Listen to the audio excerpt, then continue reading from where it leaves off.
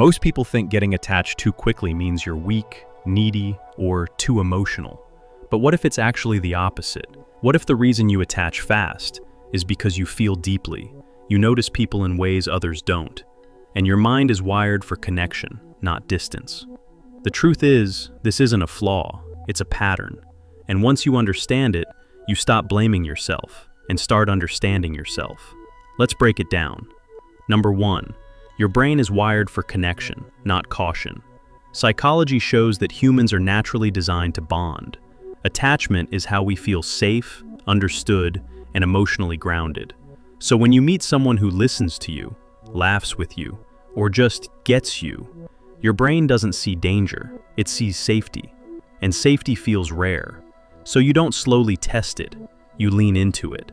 For example, you might meet someone and within days feel like you've known them forever. You open up quickly, you care quickly, you invest emotionally fast. That's not desperation, that's emotional openness. And in the right environment, that's actually a strength, because deep connection requires someone willing to feel first. Number 2, you might have learned that connection doesn't last. Research indicates that early life experiences shape how we attach to people later in life. If love or attention in your past felt inconsistent, sometimes there, sometimes not, your mind adapts. It starts thinking, when connection appears, don't lose it. So when someone gives you attention, your brain reacts with urgency. You text more. You think about them more. You feel more, faster. Not because you're clingy, but because your nervous system learned that connection is unpredictable. And when something feels rare, you hold on to it tighter. But here's the reframe. This doesn't mean you're broken. It means you value connection deeply, and you're trying to protect it. Number 3, you don't just see people, you feel them. Some people experience emotions more intensely than others. Research suggests that certain personality traits, like high sensitivity or openness, make people more receptive and emotionally responsive. So when someone shares something personal, you don't just hear it, you feel it. When they show kindness, it doesn't feel small, it feels meaningful. That's why a simple conversation can feel like a deep bond to you. You're not imagining it, you're experiencing it more deeply. And while that can lead to getting attached quickly, it also means you're capable of creating real, meaningful relationships, something many people struggle with. Number 4, you attach to how they make you feel, not just who they are. Emotional attachment often forms when someone fulfills a need, like feeling seen, valued, or understood.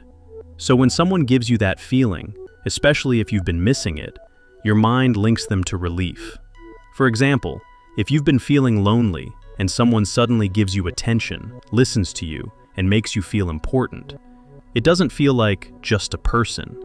It feels like comfort, and your brain says, stay close to this. That's why it feels so intense so quickly. But here's the insight most people miss. You're not attached to them instantly. You're attached to what they awakened in you. And that feeling? It already exists inside you. They just triggered it. Number 5, you crave depth, not surface-level connection. A lot of people are okay with casual conversations, slow emotional buildup, and keeping things light. You're not. You want real conversations, real understanding, real connection.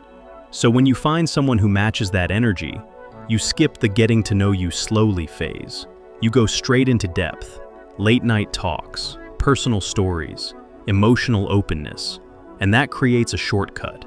Because emotional closeness creates attachment, fast. But again, this isn't a weakness. It just means you're not built for shallow connections. You're built for depth, and depth always feels intense. So if you've been telling yourself, why do I get attached so quickly? Maybe the better question is, why do I feel things so deeply? Because once you see it clearly, you realize something important. You're not too much. You're just someone who connects fully, in a world where most people hold back. And yes, that can hurt sometimes.